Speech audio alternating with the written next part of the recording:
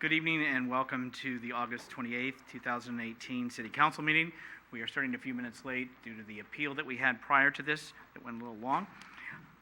We want to first and foremost thank the San Bruno Garden Club for providing the floral arrangement.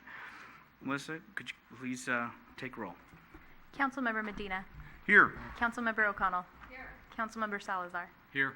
Vice Mayor Davis. Here. Mayor Medina. Here. Can we please ask our new city manager to lead us in the Pledge of Allegiance? Pledge allegiance to the flag of the United States of America and to the republic for which it stands, one nation, under God, indivisible, with liberty and justice for all.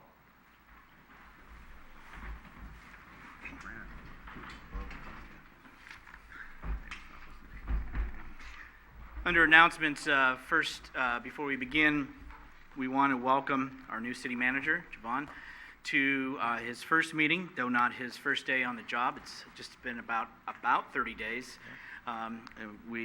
Again, the council had a recruitment process and unanimously offered the position, and Javon graciously accepted and has been working for the last 30 days with us. In addition to Javon, at this first meeting, we also have two new department heads that if, Javon, you could do the honors of introducing those folks. Sure. Well, thank you, City Council and members of the public. And really thank you from the bottom of my heart for the warm reception to the San Bruno community. My family and I are extremely gracious for the opportunity to serve the San Bruno community and look forward to many, many years of being here and serving the community. So yes, in addition to me, we have two new department heads that have joined our executive team in the last month. One member is Keith DiMartini, who is our finance director. He's just behind me and a San Bruno native. When he walked in this room, he said, "I've played bingo here before." So we want to welcome Keith. He comes to us having worked in the city and county of San Francisco. And then we also have Sandeep Krishnamurti, who is the head of our cable TV department and really doing a bang-up job with getting up to speed and everything San Bruno Cable. And both of those individuals are excellent members to join the other members of our department head team. Thank you for that introduction, and of course, Keith, I'd have to say, it would be remiss for me if I didn't acknowledge that your parents are here as well.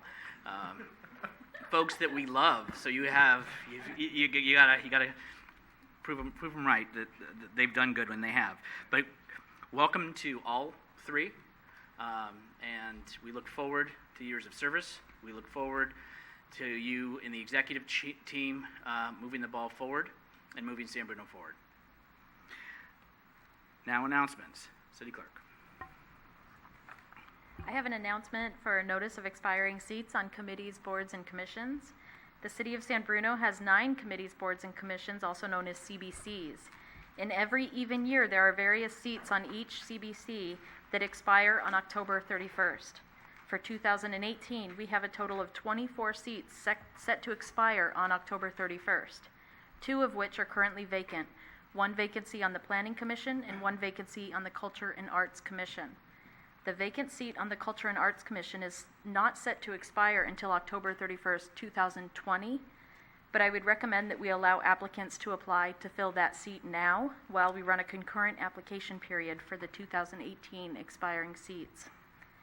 Interested applicants who applied to serve on a CBC within the past 2-year period will be notified that their application will be added for consideration and will be encouraged to attend the interview session, which will be held at a future council meeting. Applications are available for pickup at City Hall, the Senior Center, the San Bruno Library, and they are also available online for anybody who is interested to apply.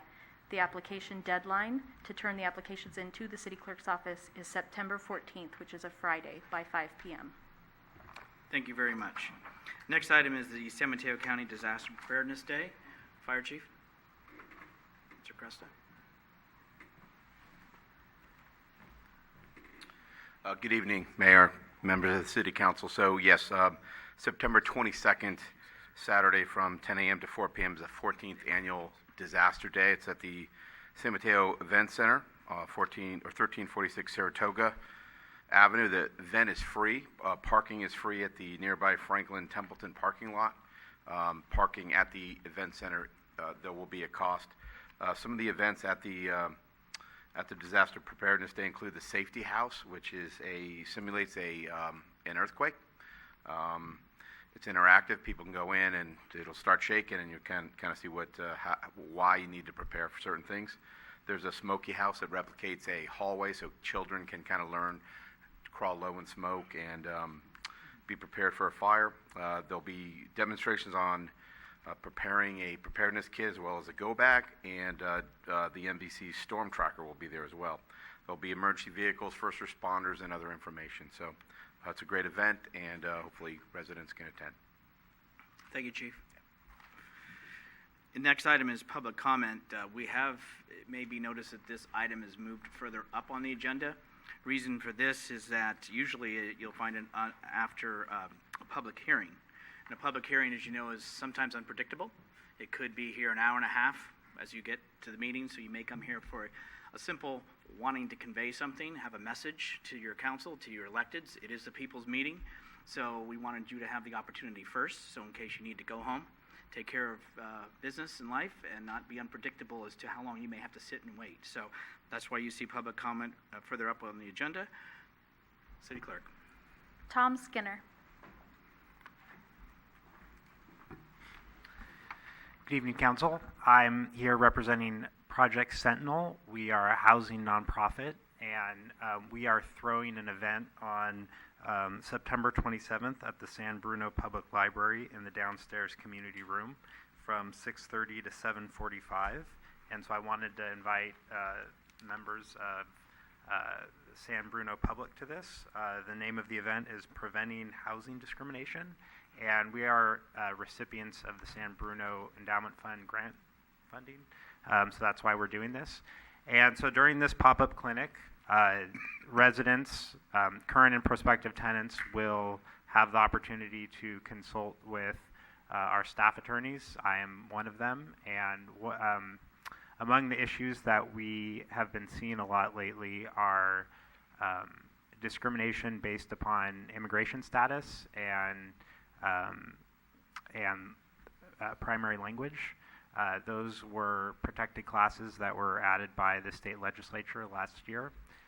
We're also seeing a lot of discrimination based upon familial status, which we see in the form of pretextual enforcement of occupancy standards. So with our housing crisis, there are a lot of families who are living with other families, and sometimes landlords cite occupancy standards, but HUD regulations are considerably more lenient than most city occupancy standards.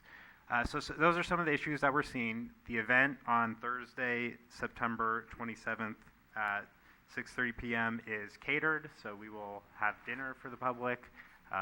So all current and prospective tenants are invited to come have dinner with us. Thank you so much for your time.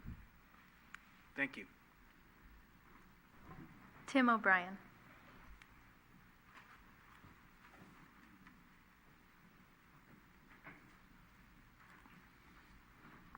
Good evening. I just wanted to bring attention to an area of the city that I pass by many times. I'm sure everybody else does too. It's from Sylvan and Huntington all the way down to, let's say, San Felipe. There's a section there, I guess Caltrans' responsibility, and partially the city of San Bruno's responsibility, and probably BART's responsibility. And it's very neglected. I know I've talked to one of the city council members about it at one time, and it's just an ongoing problem. I don't think it's my responsibility to contact Caltrans. I think, and I'm sure the Public Works goes by it every single day when they go to their building. I don't know if the head of Public Works sees it, but it's just a dump. It looks like a dump. I mean, that's what it is. I mean, these guys that collect scrap all day, park their trucks there and unload their stuff, whatever they don't get money for, or it's unwanted. People drop There are mattresses there. It's really neglected. And I like to see it get cleaned up and, you know, hold the Caltrans accountable, BART accountable, and the Park and Rec Department accountable, because I know they're supposed to take care of a certain section where the underpass is to Bel Air. And that's about it. I'd like to see, you know, Public Works take care of that, or the city reach out to the Caltrans and BART, take care of that section. Also, I'd like to talk about the trees, Florida Park. Also like to see, you know, really think about the saving those trees if they're salvageable. I know one of them is, you can have the arborists go out there and take a look at them and just make a conscious decision on keeping those trees there if possible. They really mean a lot to our community. Thank you. Thank you. Anything else? Okay. All right, City Clerk, we'll move on to consent.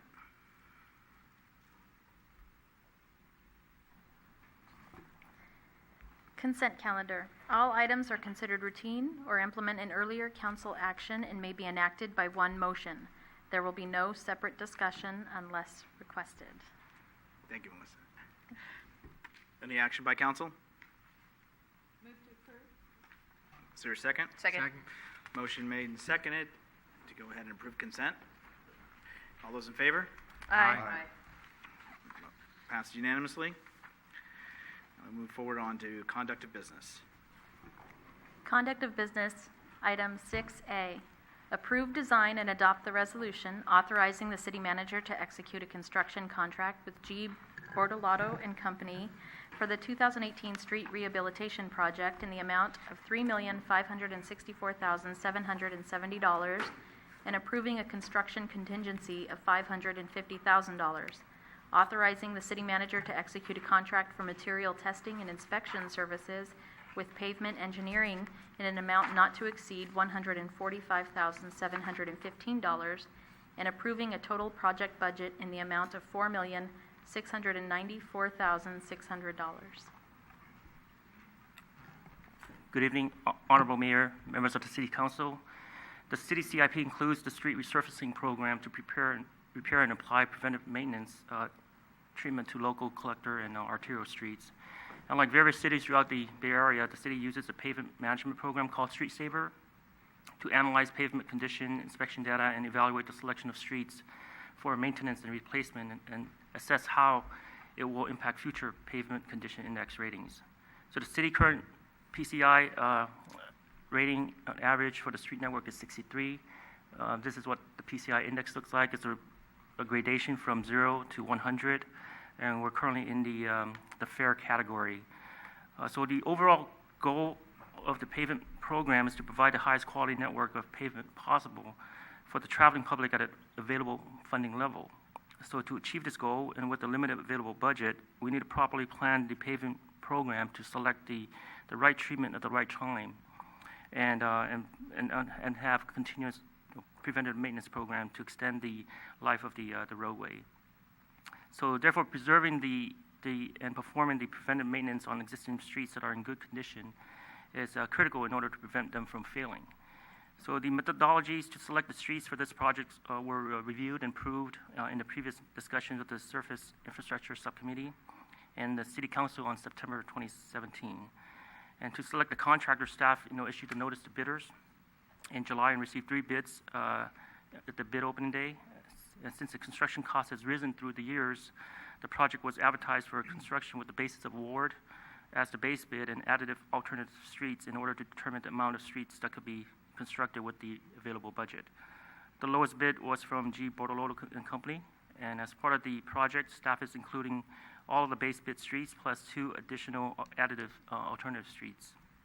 So this table shows all the streets included in the project.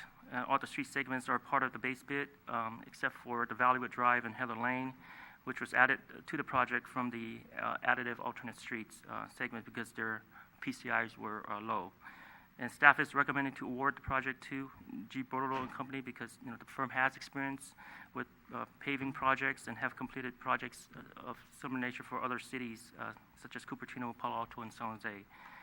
So in addition to this contract, staff is recommending to award a contract for material testing and inspection services to provide dedicated inspection and oversight of the project.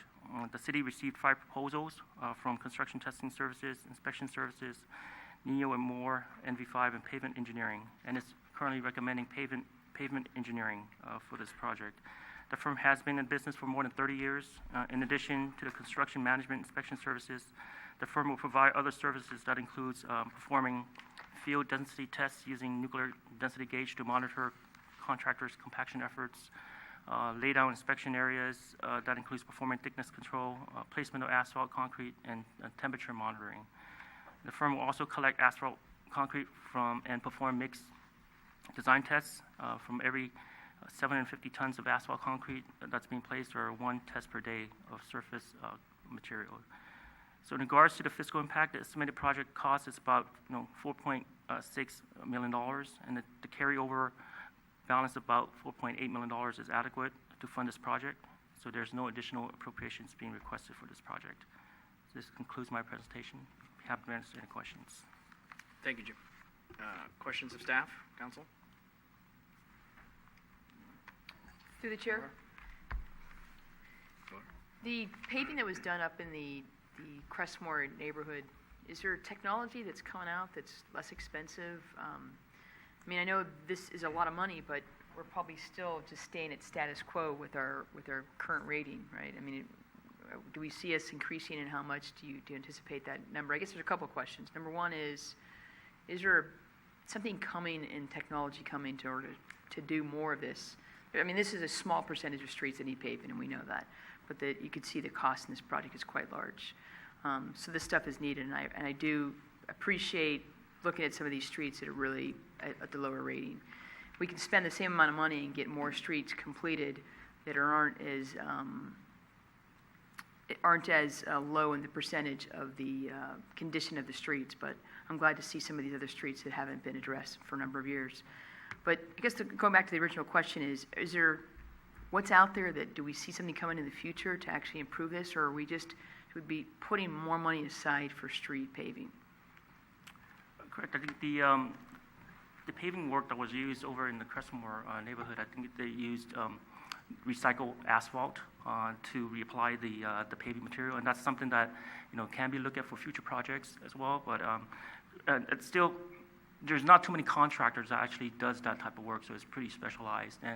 And with that project, you need extensive amount of area in order for us to be cost effective. Gotcha. And so but just something that we can look at as well in the future. And then there's other treatments that are out there, Cape seals that are being used. You apply chips and then you apply slurry on top of that.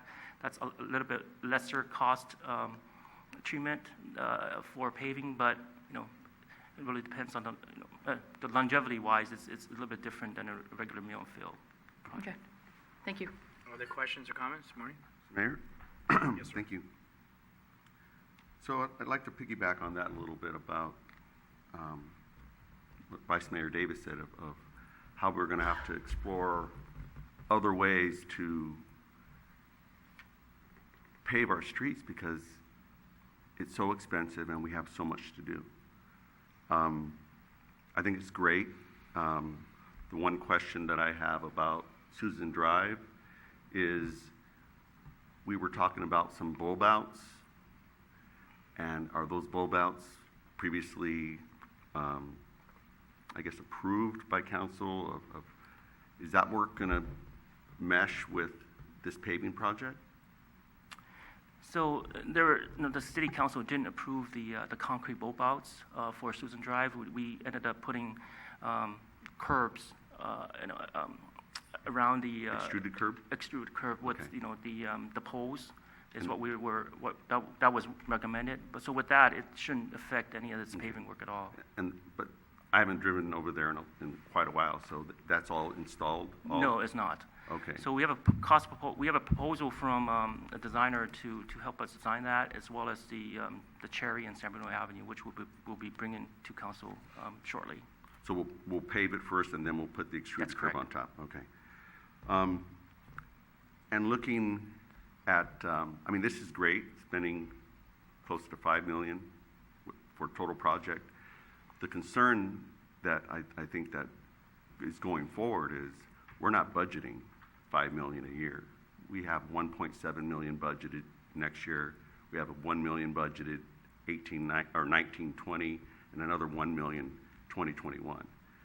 And we're not going to be able to do much more if we don't find another funding mechanism to pay for these much-needed street improvements. Correct, and the budget for $1.7 million next year, that includes the SB1 funding, which could be repealed this November. So if Proposition 6 passes, then the SB1 money goes away, and the city will end up with $1 million in annual budget for the paving program. Okay. So hopefully for those people that are paying attention, then we want to make sure that the SB1 funds are available and to be aware of that when they're voting. So I've worked with G. Bartolotto before. They did City Parkway and a number of other streets. They did a good job. Of course, the traffic control is always challenging with paving contractors, so I'm sure we're going to have a city employee involved with approving the traffic control plans as well as having the on-site density testing by the identified subcontractor. That's correct. Okay, thank you. Thanks, Marty. Any other questions or comments from council? Through the chair. Michael. Just a question about the remaining streets and their condition. Is the complete streets list and the PCI index for those streets available on the website? Is that current? I know it was out there at one point. At one point, yeah. You know, the thing with that is the PCI changes you know, throughout, you know, every 6 months or a year, right? The number continues to drop. So, you know, we can provide an updated information on the city's website if that's, Sure. if there's an interest. How often do you evaluate that number? Once a year when we do Once our a year. paving program. So if we could at least have it refreshed whenever it's evaluated, I think that would be useful. The other thing I thought would be interesting, because I still hear complaints that we're not addressing all parts of the city equally and that some parts get more attention than others. And I was wondering if there would be a way to have a map that shows that index, at least by maybe zone. Maybe we can come up with quadrants or some areas that we can identify where the worst conditions exist, and on any given year, which ones we're addressing, so that that we can show that we are, in fact, addressing urgent needs, not necessarily showing preferential treatment to one neighborhood or another. So I think that would be useful if we could come up with something like that. City Sure. manager. A number of the council questions have kind of revolved around our backlog, and absolutely, we would like to address more of the backlog in streets. Really what that takes is additional resources, and one of the financial challenges that we have is we have a structural deficit. And so in our operating budget, we're using reserves to cover some of our operating costs. And so we need to look at opportunities to, one, address that structural deficit, but also bring more revenue into the city so we can apply more to some of our needed facility assets. And so one of the things that is on staff's work plate is to look at ways to address those financial challenges and look at potential ways to bring in more revenue. And so we will continue to work on that and bring both revenue and other options to address our kind of financial issues to the council. But all of those are really germane to this issue about increasing our road maintenance, is really having the resources to do that. Many of the streets on here are residential and collector streets that we really do not receive a lot of grant funding for. And so to redo these streets really comes from the local resources that we have. And so that is really kind of looking at our total financial picture, likely having more revenue to apply. And then also, Councilman Salazar, when the subcommittee meets, there is a map that we hadn't had for a long time, which actually will say, when was that street last paved or slurried, just so that we have that, what is the rating? And then therefore, it kind of gives the subcommittee a very clear picture, because I've heard the same thing, well, you just did that street. So that was, they have that noted as far back as records indicate. It won't happen for every street, but just as an FYI. No, We and can I- always present that as far as with the packet too for council's review. Right. No, I think it would be important to share that with the public as well. Yeah, right, please. Just wanted to add one more thing to that on the east side and west side of town.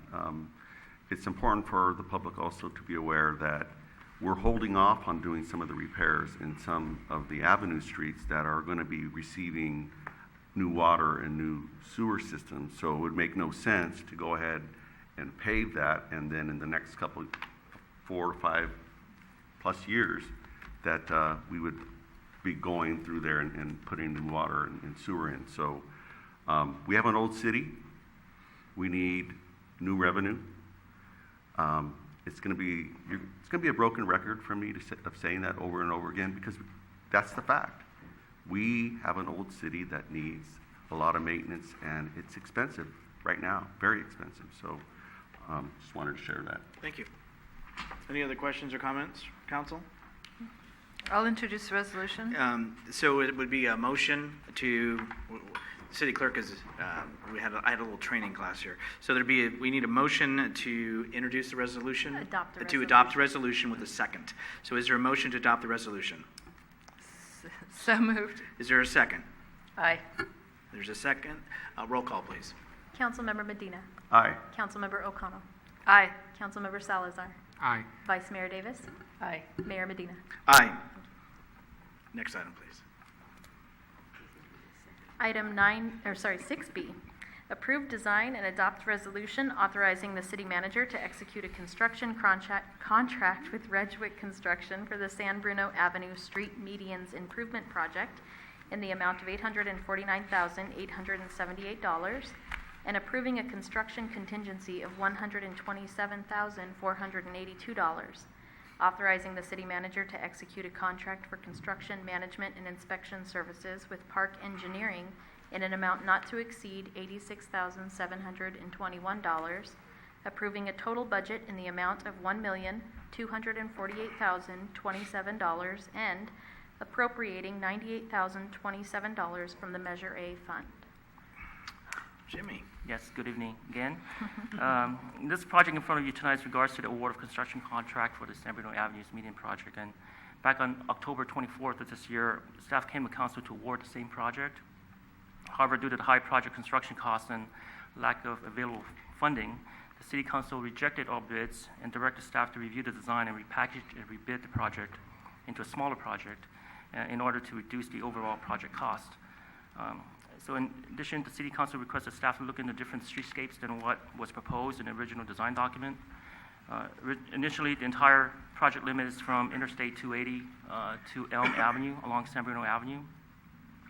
So the current repackaged project limit is from Interstate 280 to Traeger Avenue with other medium portions from Traeger to Acacia and Acacia to Elm, and the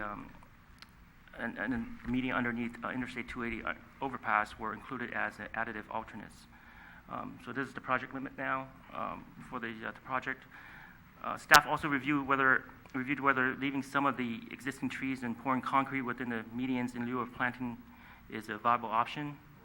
So although it can be done, the overall goal of the project is to enhance the appearance of San Bruno Avenue.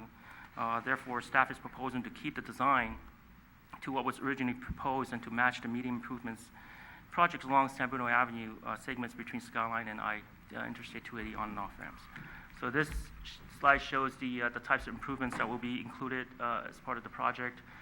We'll start at the intersection, the on and off ramp at Interstate 280, adding curb ramps, audible, pedestrian push buttons, pedestrian countdown signals assembly. There will be landscaping, trees, shrubs, ground covers with interlocking pavers, which is located just at the end of the medians.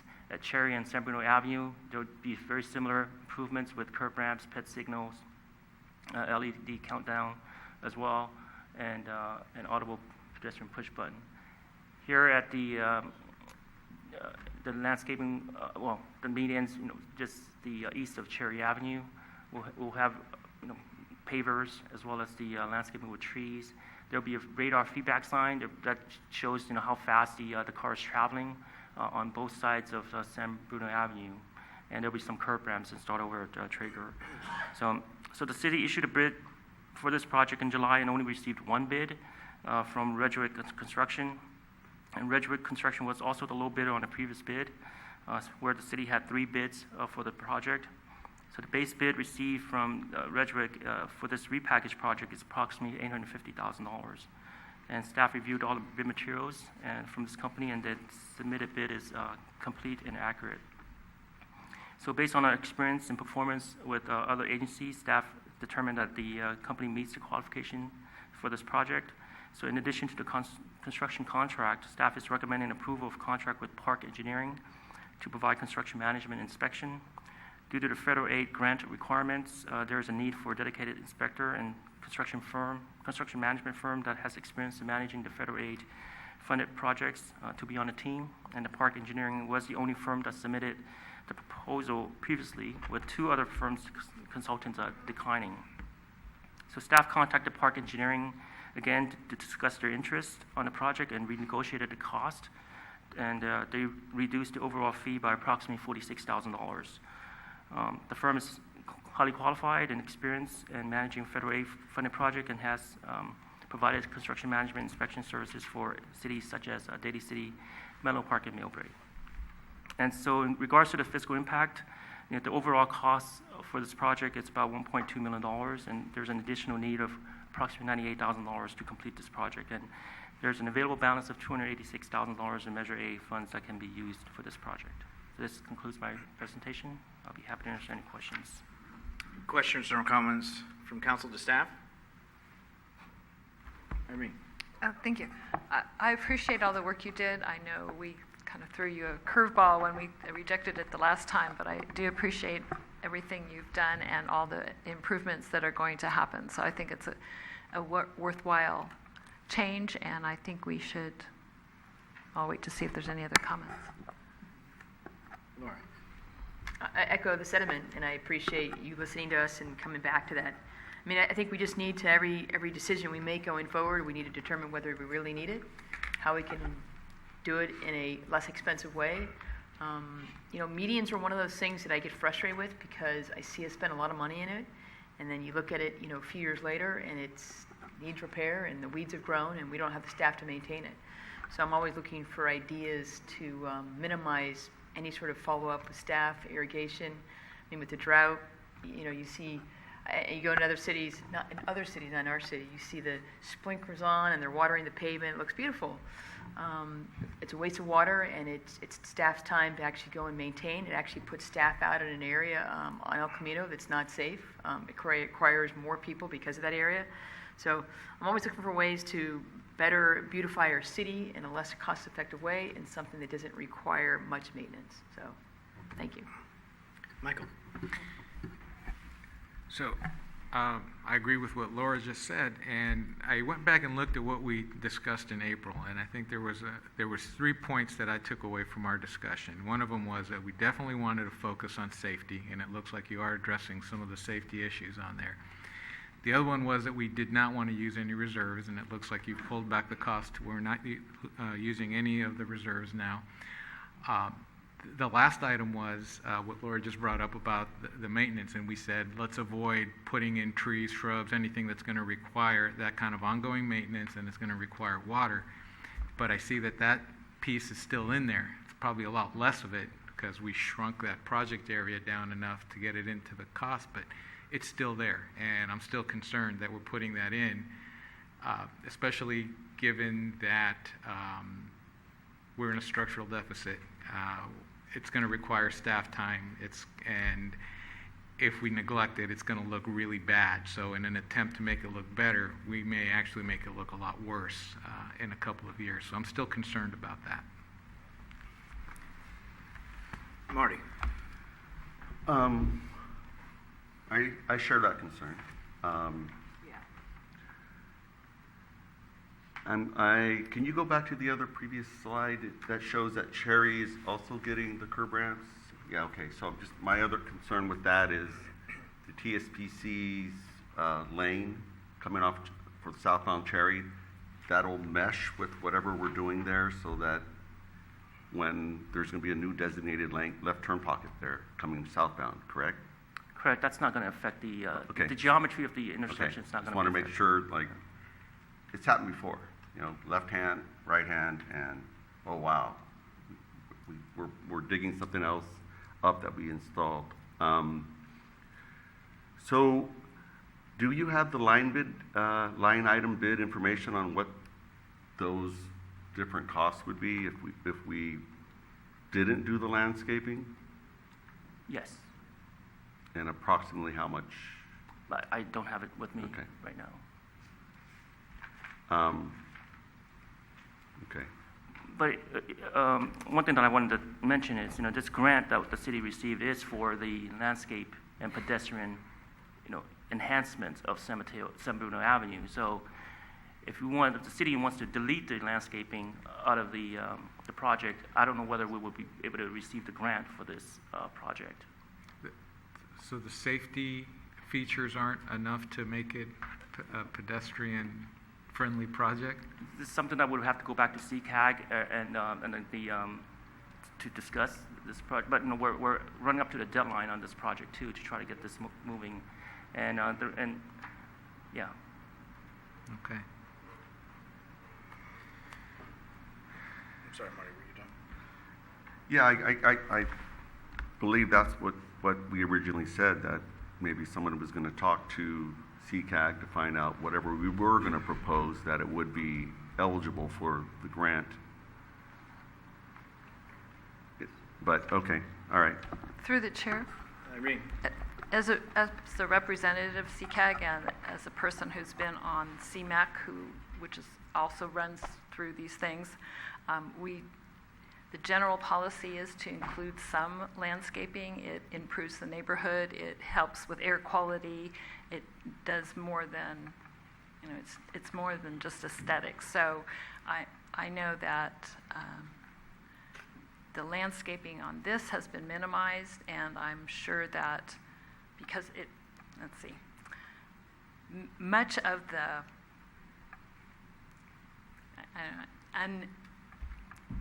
I'm trying to say this without insulting anybody. Overabundance of landscaping. Yeah, there's overabundance, but a lot of the not very attractive aspects of medians are when they do the short shrubs and there's weeds come up. But with the pavers, they eliminate a lot of that. So trees are great, and CCAG is, I will tell you now, definitely would not allow no landscaping, because that's part of it. So, and we are coming up on the deadline. So I would like to recommend that we keep the landscaping in. Other questions or comments from council? Well, there it is, all or nothing. So, Any additional comments? If not, we would need a motion to adopt the resolution with a second. I move to adopt the resolution. Is there a second? I second that. Roll call, please. Councilmember Medina. Aye. Councilmember O'Connell. Aye.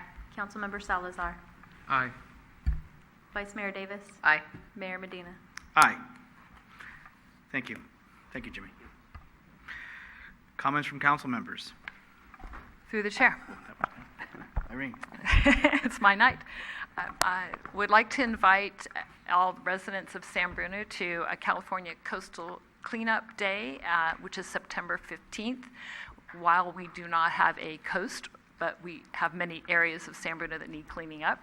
So we are meeting at the Posey Park, which is where on San Mateo Avenue, where the fountain is near the train station. It's the southeast side of San Mateo Avenue.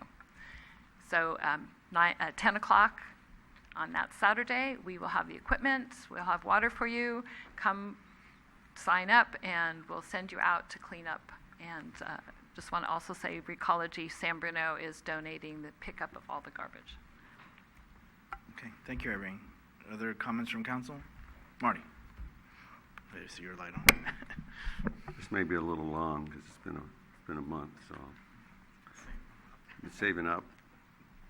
In all seriousness, first I welcome and thank Jovan Grogan for joining the team here in San Bruno.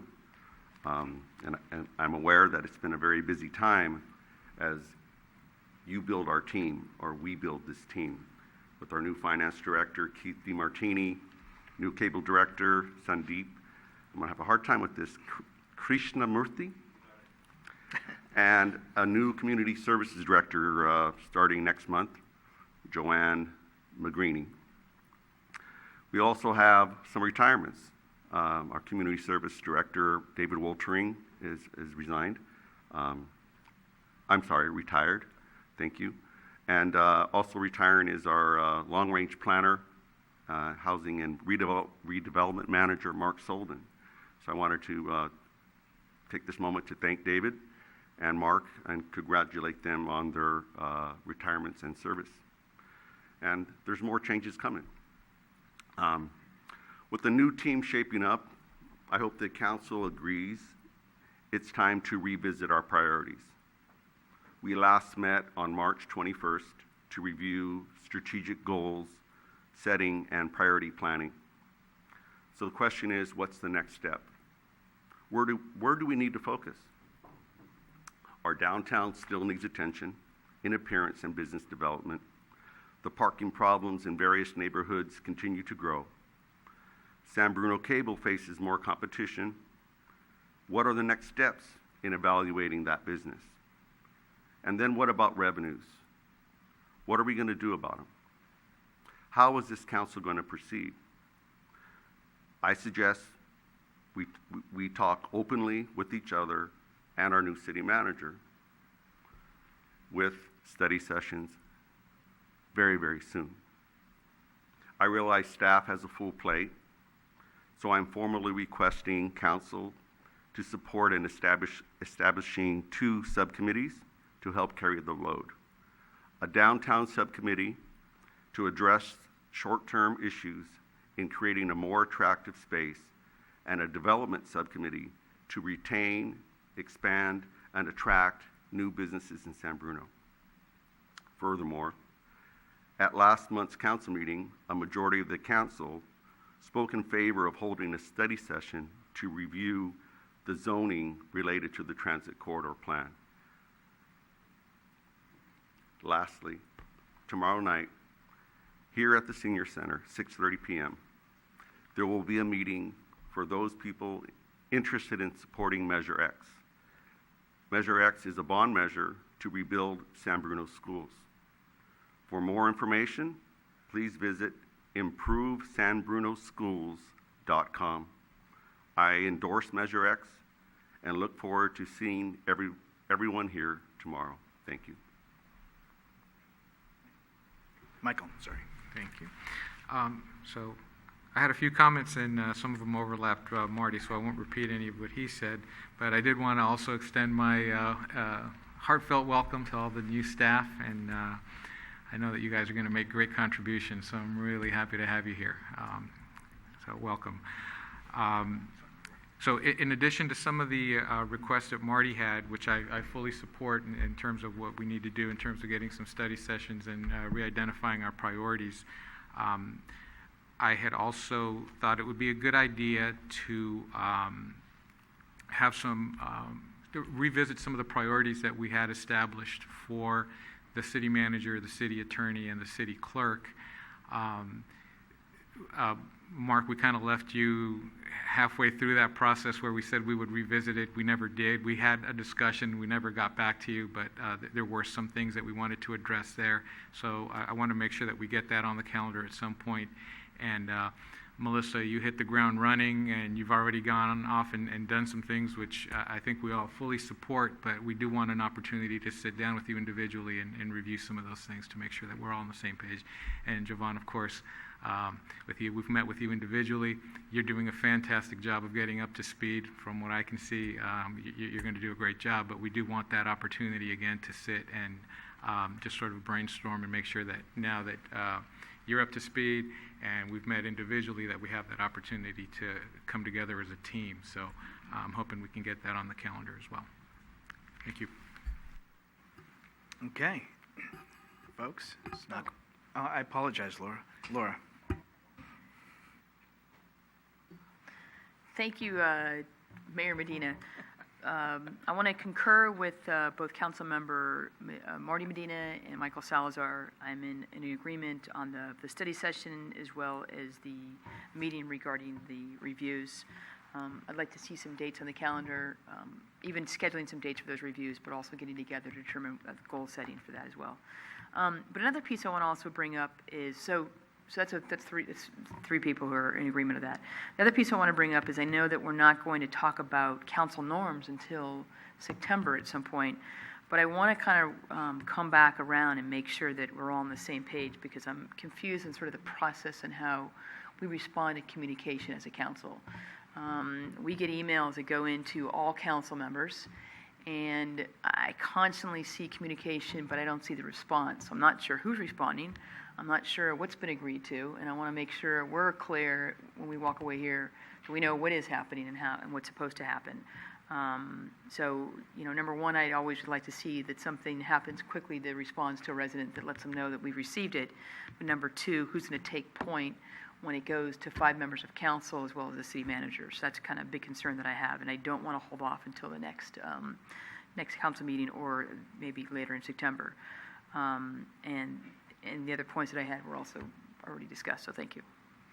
And I'll take Michael's lead. I won't repeat. So, because we're going to adjourn this before 8 o'clock. So, with that all said, thank everybody and welcome again. And thank you, Council, for your comments. We're going to go ahead and adjourn to the next regular City Council meeting that will be held on September 11th, 2018 at 7 o'clock right here at the San Bruno Senior Center. Meeting adjourned.